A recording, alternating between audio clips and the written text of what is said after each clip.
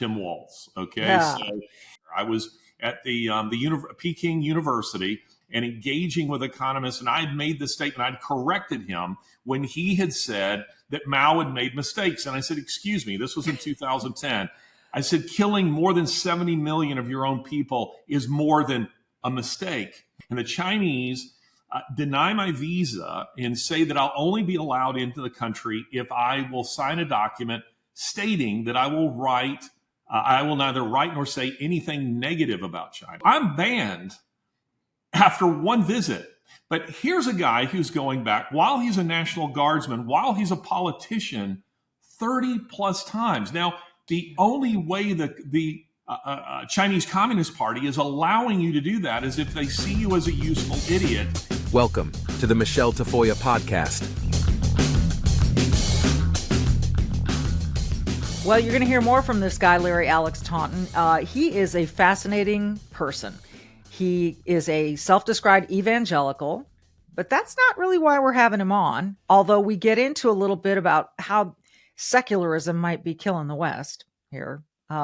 We also discuss his recent trip to Cuba, what it means that Tim Walz took many trips to China. This guy is a documentarian. He's a writer. He's a producer. He's a podcaster. He does a lot of interesting stuff, and he travels. In fact, he's gone to 2 World Economic Forums, and he dishes a little bit on that as well. This is a really interesting conversation with a really interesting, like I said, worldly guy who speaks in a way that you can understand. He's from a military family, grew up on bases all over the country. I think you're really going to like him. Larry Alex Taunton is our guest next. Larry, it's good to meet you. You and I have never met, and I always enjoy these interviews introducing to people to my viewers whom I've never met, and so we're just starting out cold. Welcome.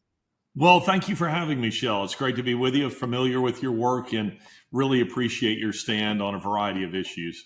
Likewise. I was trying to figure out how to describe you to people without just straight reading from your bio. You know, if you had a one-liner to describe what you do, who you are, what your sort of role in society or civil life is, what would you say? Conservative provocateur. I am a writer, Michelle, and I'm just kind of new to the whole podcast world. Freelance, I've written for everybody, but as you know, that's changed a lot in the last several years. It's getting harder to publish in the legacy media end anymore. And so I used to be kind of the token conservative at CNN and the Atlantic and USA Today and a variety of other places. And now by and large they've driven out all those editors and producers who believed in a marketplace of ideas.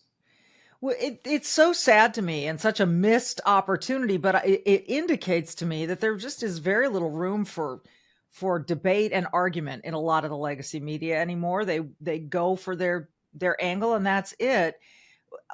I guess we'll just start with where we are today as we sit here on Monday, September 23rd of 2024. We've got some voting going on in the nation, and people are seeing 2 extremely different candidates.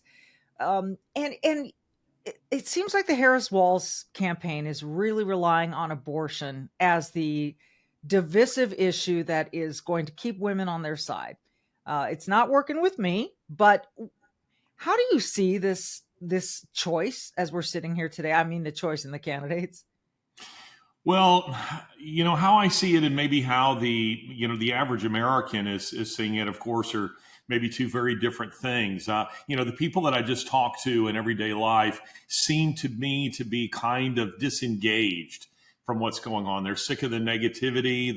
They maybe are not going to vote, or they've already decided who they're going to vote for, and they're just shutting out all the noise. But to me, the Democrat Party has become a kind of a death cult. I mean, it's interesting. I was talking to a Trump advisor, and I was really pressing. I was saying, you guys should really just say, we are the party of, we're pro-human. We love human beings. We love families. We love children. That will resonate, across the board, because Democrats are exactly the opposite. They are anti-child. They are anti-human. They are anti-family. They're pushing every kind of agenda other than that which is actually for the betterment of people. Okay. And I'm going to press back like I'm them. Okay. okay, So go that we ahead. can actually debate this. When you say they are anti-child, what exactly are you pointing to? Well, I'm pointing to what you just mentioned. First of all, abortion. They are not just simply, wanted in cases of, let's say, rape or incest. They want to annihilate children. They are celebrating they're kind of a death cult, when it comes to this anymore. We have websites like Shout Your Abortion, where you go and upload a video, talking about how wonderful it was to have an abortion. There is a website called yes. Shout Your Abortion? Shout Your Abortion. And I had no idea. Yes, you can buy a T-shirt that says, I've had an abortion. How wonderful that is. The transing of children. Which we're really talking about Joseph Mengele style mutilation of children, experimentation on children, long before they're old enough to make choices regarding, what they are and they aren't, or what they do or don't want to do. Of course, they're fundamentally anti-family, so these are things that I think really need to be pointed out. It really struck me, Michele, that at the RNC, which, was fine, the Republican National Convention was okay, but the opening scene of that was a bunch of people down front holding signs that said, "Make America Wealthy Again." And my shoulders kind of sagged at that, not because I think the average American is suffering, when it comes to what's happening economically, but that kind of messaging just to me felt like you're kind of missing the boat. I think there are much more fundamental things that we could be emphasizing, and one of them is just simply being pro-human, pro-child, pro-family. That's really interesting. Kamala Harris has said she loves her family. Tim Walz has shown he loves his family. So let's put abortion aside. And although it is a very important issue, and the trans,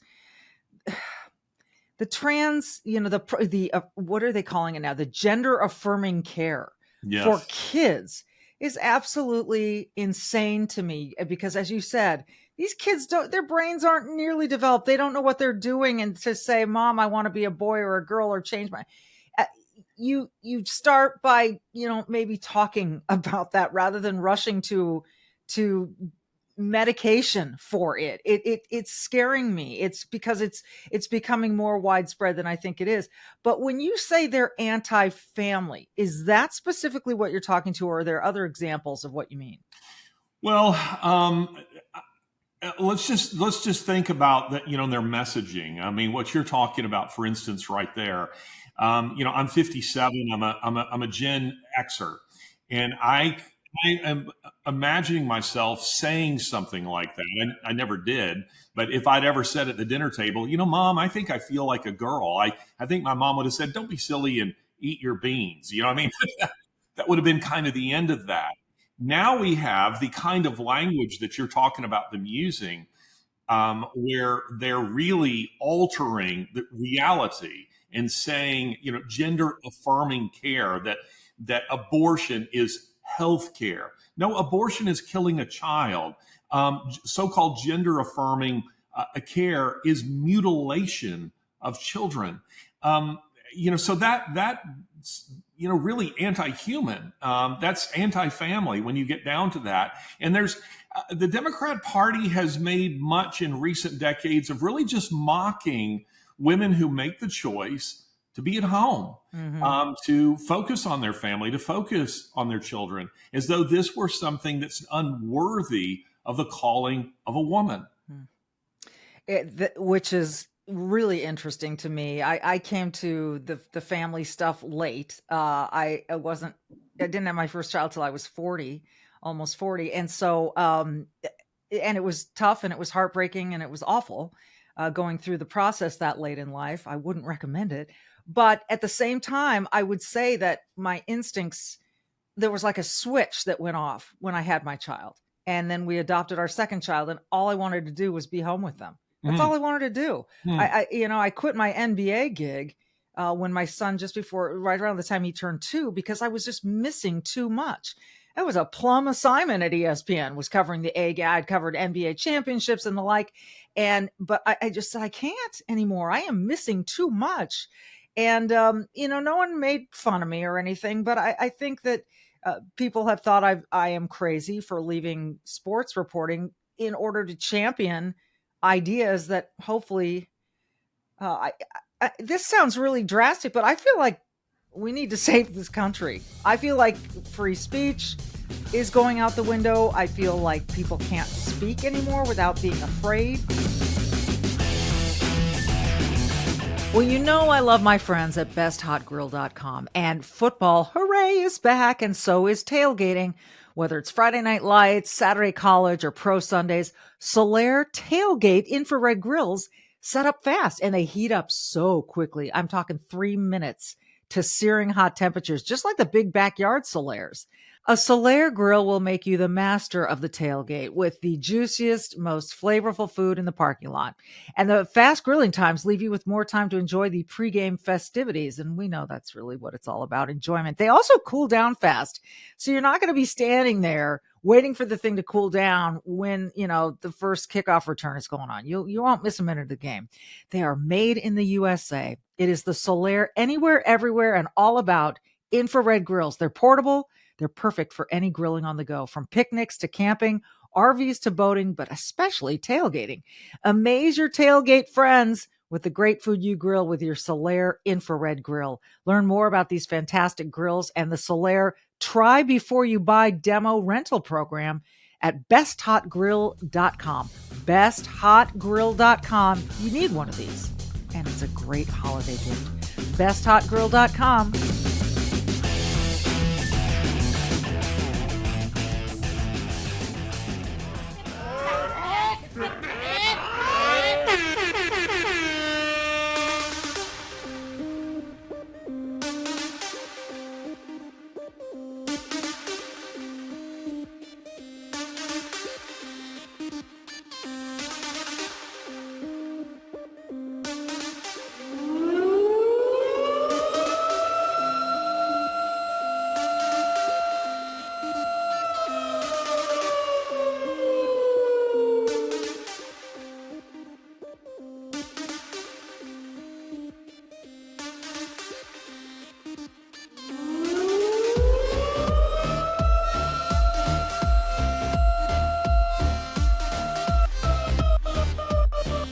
This sounds really drastic, but I feel like we need to save this country. I feel like free speech is going out the window. I feel like people can't speak anymore without being afraid.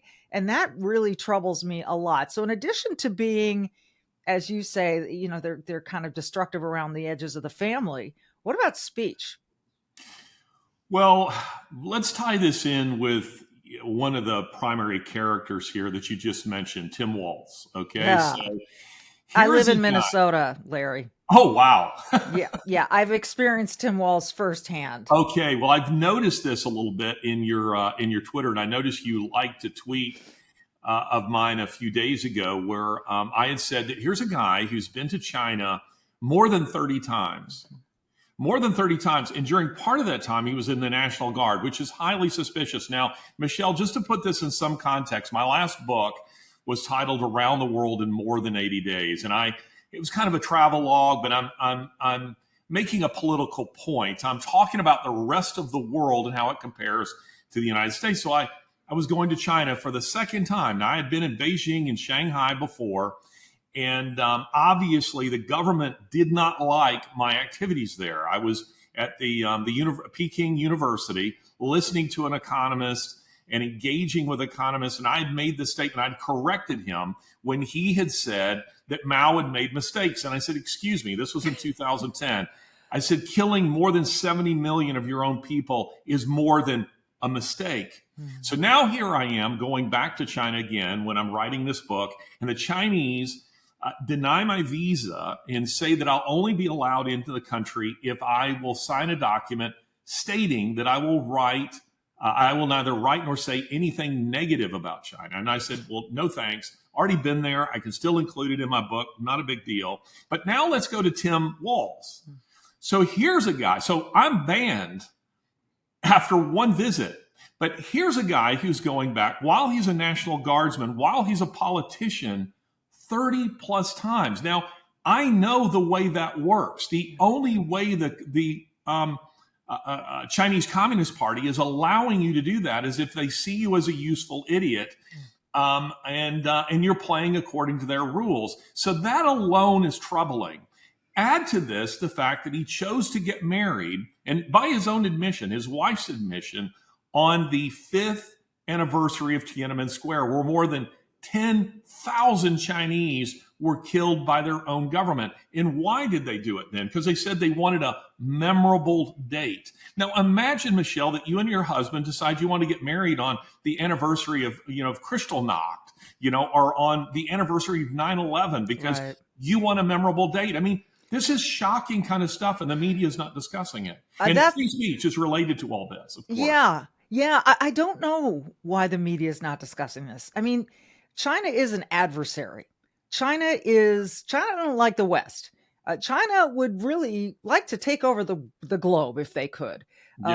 China is committing genocide against its own, the Muslim Uyghurs. China has slave labor. China is not a good actor.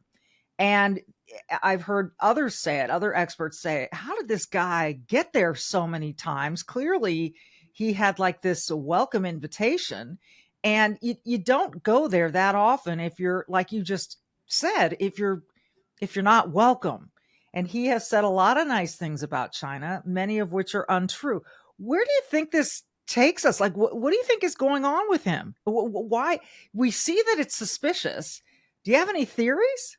Well, I think he's a Marxist. And Michelle, things have changed so much in recent years that it's interesting. When I was a graduate student, I was studying European history, Russian history, Marxism, socialism, and the Soviet Union collapsed. And I remember my advisor saying to me, Larry, you should go to law school. Marxism's dead. Socialism, it is dead. And at that time I was midstream, and I thought, well, just as well go ahead and finish, my degrees, and which I did. And now all these years later, I'm going, wow, I've seen this movie before. I'm very familiar with the tactics that they're employing here. I've spent so much time in Eastern Europe and former communist countries or current communist countries. I was in Cuba last year. And I know the way those regimes, how they play the game. I mean, the same thing happened to me in Cuba that happened to me in China. I'm summoned by the police to come for an interview. They want to know why I'm there and what I'm doing. And it's because I'm Googleable, and they assume I'm there to say something negative about their country, which of course was true. Yeah. And so when you're talking about a guy like a Tim Walz who's welcomed with open arms in a place like this, that raises serious questions. And I think it's because he admires the Chinese Communist Party. He admires the iron-fisted way in which they rule their country. He admires their suppression of freedom of speech and freedom of expression. That's why he's there. And that's why he's someone that Kamala Harris and her team decided, he's right for us. Right being kind of a pun. He's left for us. Let me go back to this Cuba story really quick. So you get summoned by the police. Did you go for your meeting? I did, and it's interesting. You had to have been. Weren't you a little terrified, like you might just meet the wrong end of a gun? I wasn't, Michelle, just because I've done enough of this. And typically the way it works is when you're summoned by low-level types, and if you're being interviewed by low-level types, you're probably okay. But when you feel like it's getting kicked upstairs and the people who are doing the interrogation are getting older and higher in rank, then you might be in trouble. And I was there because I've wanted to go to Cuba many times. Of course, you can't fly direct from the United States unless it's some sort of mission of mercy. And I happened to meet a guy who said, "Hey, I can get you in there because we do medical missions trips." And so I went with this group. They were doing they say medical missions. They were really doing a cigar tour. And so I just kind of slipped in with their group, and I'm having one of the days they go on tour. And see, in these kind of countries, the guides themselves are informants to the police. So I don't show up for the tour. There's no requirement for me to go on the tour. But I'm sure that he immediately said this guy was not in the tour today. And I was kicking around Havana, having a look around. And the next thing you know, the police show up and say that I need to come for an interview. And I do go to the interview, and you just want to make sure that your answers give them, they're not asking you questions they don't already know the answers to. Right. And you want to keep it very clipped, short answers. Yes, no, as much as possible. And it ended up with them, taking a selfie, and I left. And the next day I left the country. But I wouldn't go back, Michele. Hey, you know what? Some people might see cigar tours as a medical mission, or a mercenary. I mean, seriously. I have a humidor full of Cohiba cigars right over here. So. Well done. Quick break.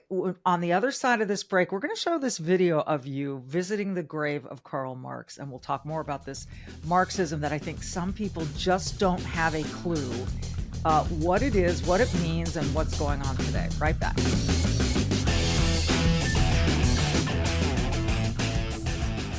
Hey, are you feeling overwhelmed by the increasing cost of health insurance?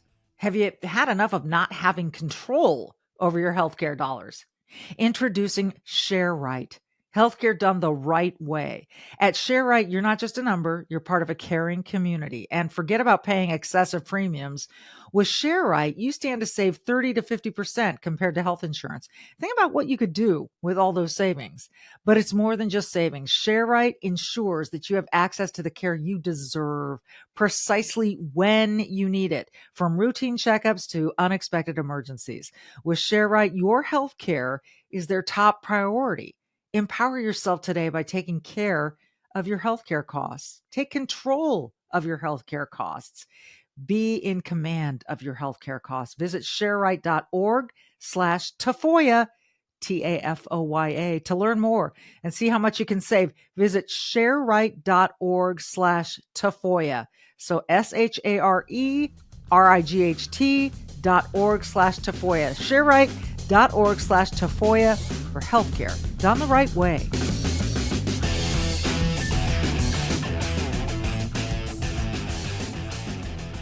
So here we are at the tomb of Karl Marx. It fascinates me. If you look here, you will see that some people leave flowers and they leave notes and they pay homage to a man whose philosophy has wrecked half the world and threatens to wreck the other half, because there are always people, doesn't matter how many body bags there are, and again, 150 million people killed by secular regimes trying to implement this ideology in the 20th century alone. And that's more than all religious wars from all previous centuries combined. And yet there's always somebody who thinks this is a philosophy that could work. It just hasn't been tried right. That's what they always say. It just hasn't been tried right. We can do it differently. We can do it better.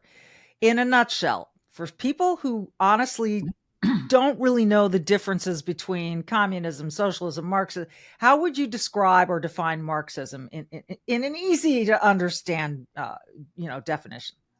The easiest is the means of production. So industry, business is owned by the state. There's no private property. And the idea is that there is a kind of equal distribution of wealth. Now, of course, it never works that way. I mean, Right. As I say, I was just in Cuba, and if there's a square meal to be had, it's by the government and only by the government. The ordinary people, don't have anything. It's so troubling to me that either people don't know enough about it or can't see it coming, when people like you and there are others out there who have lived through Marxist or communist or Mao's China that are screaming, hello, here it comes again, and we saw it in the Black Lives Matter sort of their mission statement that they are a Marxist organization. Mm-hmm. And this is terrifying that people don't see how threatening this is, how what it all means. What are the signs of it today that people should look at and say, oh, okay, that's why that's happening? Well, two things that I would point to. First of all, Marxists and fascists, that is to say the Nazis, historically, they first seek to bring about societal disruption. So just what we were talking about before, child mutilation, the transing of children, they see these things as like a wrench that they throw into the societal mechanism, meaning we're going to redefine everything. Up is down, down is up. Good Defund the is police. bad. What's that? Defund the police, reimagine the police. Yeah, exactly. To cause as much societal disruption and chaos as possible, because the goal is to destroy the existing social norms, existing, governmental norms, so that people, kind of reach a place of exhaustion and are ready to accept what's next, which of course is, either a fascist or a Marxist a type of government and agenda. Now, what we're seeing right now kind of fascinates me, Michele, because I've been the last couple of years, I've been to the World Economic Forum in Davos, Switzerland. So I just show you, you can imagine this sort of thing. The cost is $25,000 and up to attend this, but I just go and I walk into every building like I own it. And it's generally, 20-something women who are standing at the door with a clipboard, and it's all these billionaires. This last year there were, I forget how many, I think 115 billionaires, more than 600 CEOs of major corporations, and about 2,500 other people, and along with 50 heads of state. So for all these women know, I am a billionaire. Maybe I am the head of state. Right. So they're reluctant to stop you, so I just walk straight in. And the next thing I know, I'm sitting and talking with a prime minister, or, I was talking with Theresa May, former prime minister of the UK, the former president of Portugal, and so forth. And they talk to you like you're one of them because they assume I am one of them. And it's fascinating, Michele, because you're listening to them talk about their plans like I'm somehow in a gathering of Spectre, a bunch of Bond villains, high in a ski chalet in the Alps as they're laying out their agenda. And their agenda is kind of a mix. This is fascinating, a mix of fascism and a mix of Marxism. Now, we've defined what Marxism is. Fascism is a little different insofar as ESG, for instance, DEI, that's fascism.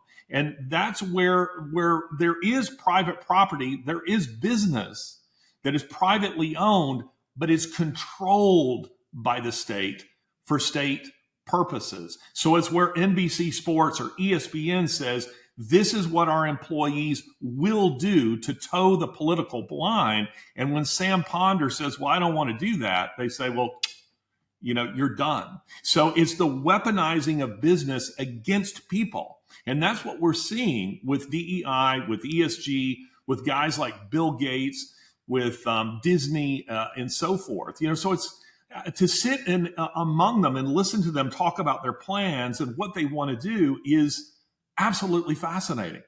What is there one thing that sort of stood out to you where you went, holy crap?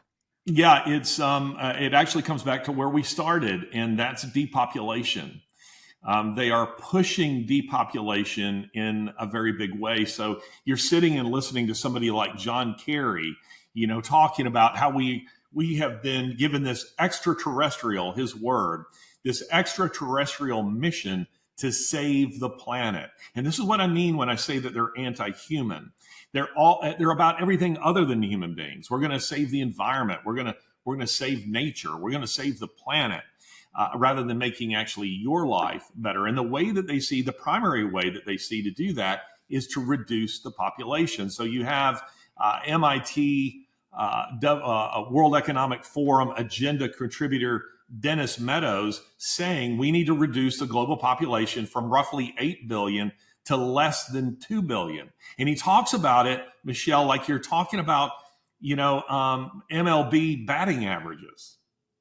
Lord. Everyone wants a clean environment, clean water. We want these things because that is part of a better life.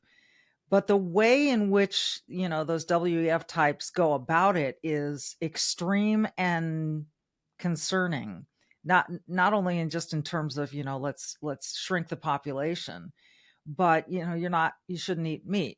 The different things and I do see it in interesting places. Our family took a family trip, and we had these really young woke guides on this one particular bike tour who were telling us, we all should be eating bugs eventually. And yeah. And that's the way to save the earth. But here's one other thing that you described.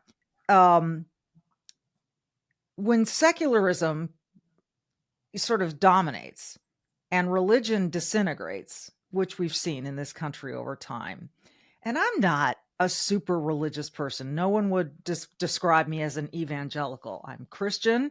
My kids have been baptized, the whole bit. But, at the same time, I do see a place for religion. No one has to have it forced on them. But it seems to me that what's going on is the opposite of that people want to just crush religion. Like they see religion as a threat. What do you make of that idea? Well, you're absolutely right, Michele. When I was talking earlier about the fascist and the Marxist playbook trying to bring about societal disruption, what they're chiefly trying to do is to destroy the basis for Western morality. And they recognize that while the West, for instance, Europe, Great Britain, they're very much in a post-Christian world, but they're still kind of running off of the fumes, as it were, of a Judeo-Christian culture and worldview. It still informs their institutions, their government, their art, their worldview. And in the United States has the largest Christian population in the world. And they want to destroy that because they do recognize that it is the kryptonite to fascism, to Marxism. So they want to destroy that. And the reason they want to destroy that, Michele, is because when you no longer believe that there are laws that are higher than those of the state itself becomes God, you see. So, take, for instance, the Declaration of Independence, this beautiful line. We hold these truths to be self-evident, that all men are endowed by their Creator with certain inalienable rights, and among these are life, liberty, and the pursuit of happiness. Now, what they were doing in the Declaration of Independence is saying, we recognize that there are established laws by Britain, but we think they're damnable laws because there are higher laws. And those laws say that you can't do this to us. So as a Christian believes that his rights are not granted to him by the government, they're granted by God. And therefore you cannot infringe upon those rights. That was the same appeal that Martin Luther King made, is that segregation is against the laws of God. To treat someone badly because of their skin color is against the laws of God. So that's why they want to destroy that. So once you believe there's no God, then it becomes anything goes, because you no longer believe there's anyone in the next life to judge you for your actions in this life. And that becomes a very, very dangerous world. All of this is so disheartening. I'm I'm wondering where you're finding any hope in seeing this turn and ways that we can turn this tide back to the direction of just a moral, accountable society, and one that doesn't hide behind, because I think the grift is, as you said, DEI, BLM, these the corporate grading system of social, whatever. What is that one called again? WSG? No. There's ESG and DEI. ESG, right. ESG. And I've seen some companies now are turning away from this. They're saying this doesn't comport with our values of just trying to make a really good product. Yeah. But what can be done and what gives you hope? Well, I am a Christian. I am an evangelical, and I take that very seriously. And, Michele, I have always viewed my work as missional, meaning that I don't want to write books that were in the quote unquote inspiration section of the bookstore. I didn't want to write for publications exclusively that were quote unquote Christian publications or Christian radio or something like that. I wanted to penetrate the mainstream. I wanted to penetrate the corridors of power and to subtly defend the faith and the values that I believe in, because I believe our society simply cannot exist apart from them. And so I take hope in the fact that, as a Christian, I believe we win. In the end, we win. We already know. We don't know exactly what happens in the second, third quarters, but we know already what's on the scoreboard. We know how this game ends, and we win. Secondly, I'm invigorated, and maybe this sounds a little crazy to you, but I'm invigorated by the opportunity that we've been given. You have a substantial platform, and I have a platform, and we have an opportunity to fight and push back against this evil that is like a black cloud rolling across our land. And you do that for your children. I do it for my children, for grandchildren, for posterity. And I like to joke, I was born on military bases and raised on military bases. My father was Special Forces. And I used to joke with people, my father kills Marxists for a living. And, so I figure I can tweet against them, Michele. I can come on and have a wonderful conversation with somebody like you and speak against these kinds of things. So I take hope in the fight, the opportunity. And I'm reminded of a passage in, you spoke of, not being especially religious. So now I will sound very religious, but in the book of Esther in the Old Testament, chapter 4, Esther is made a queen. And she must be enjoying all the perks of that. She's got the limo, she's got the spa and all the servants, and she's living the Kim Kardashian, lifestyle.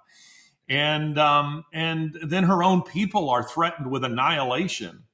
And we have the story of Mordecai coming to her and saying to her, these are powerful words. He says, the Lord has put you in this position for a time such as this.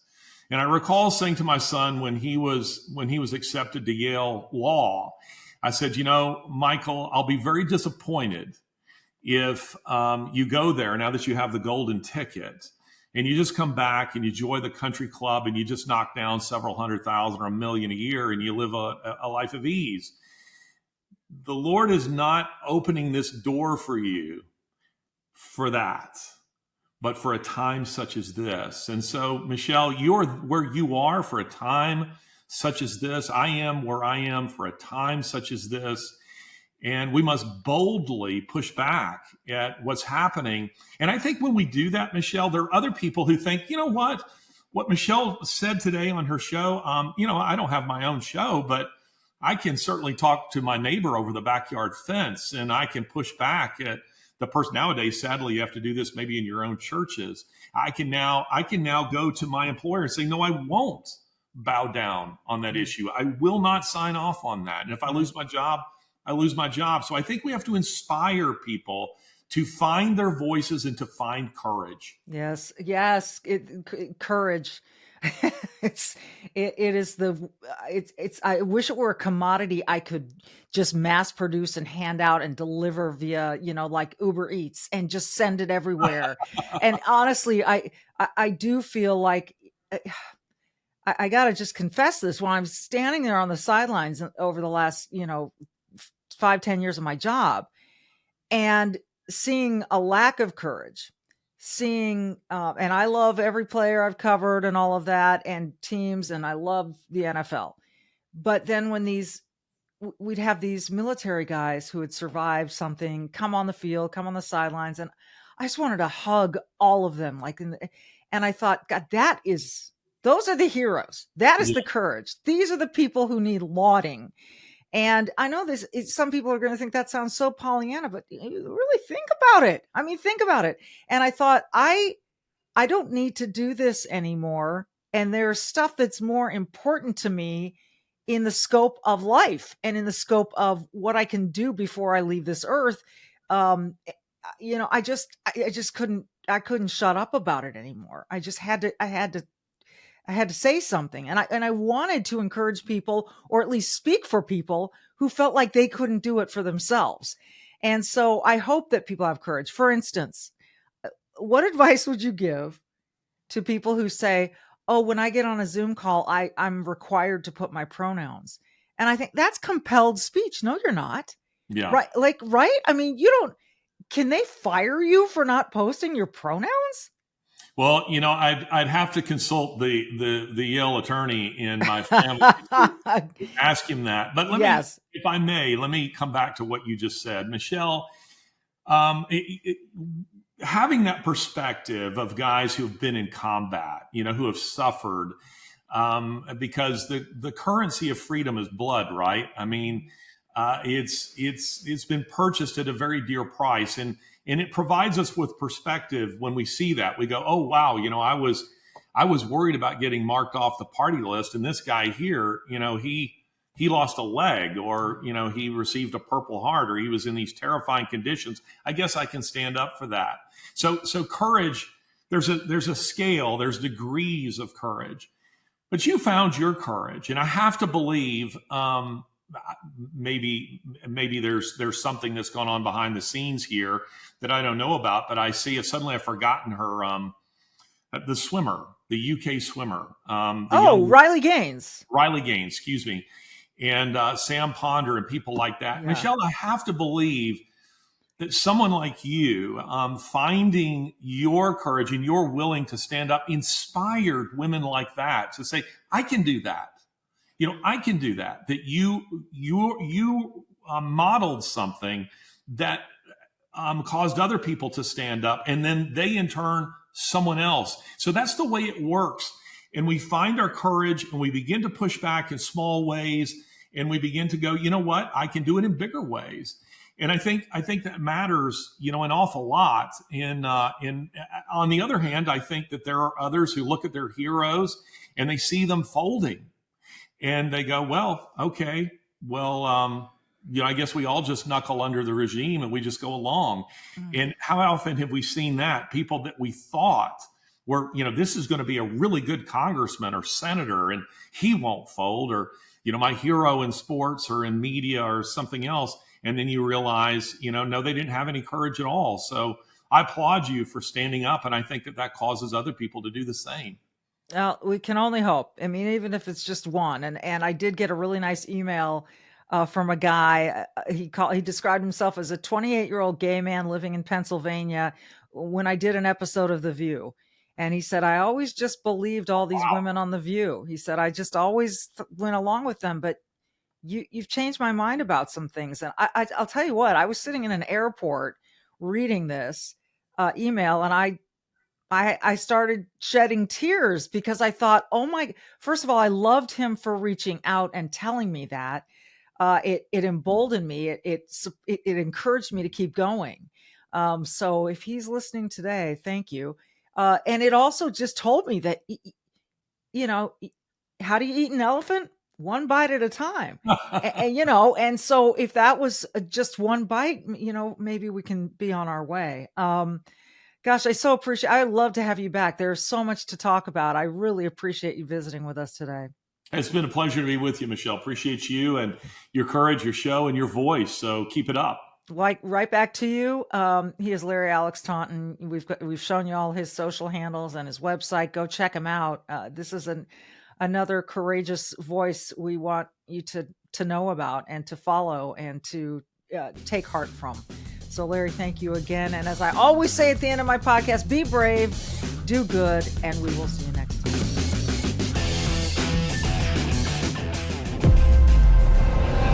I was at this year's World Economic Forum meeting because I have learned from vast experience that there just simply is no substitute for being there. At their core, the World Economic Forum is about population control. They want to reduce the global population. And so I decided I needed to be there. I wanted to mingle among these people. I wanted to see what those people are about. Who are they?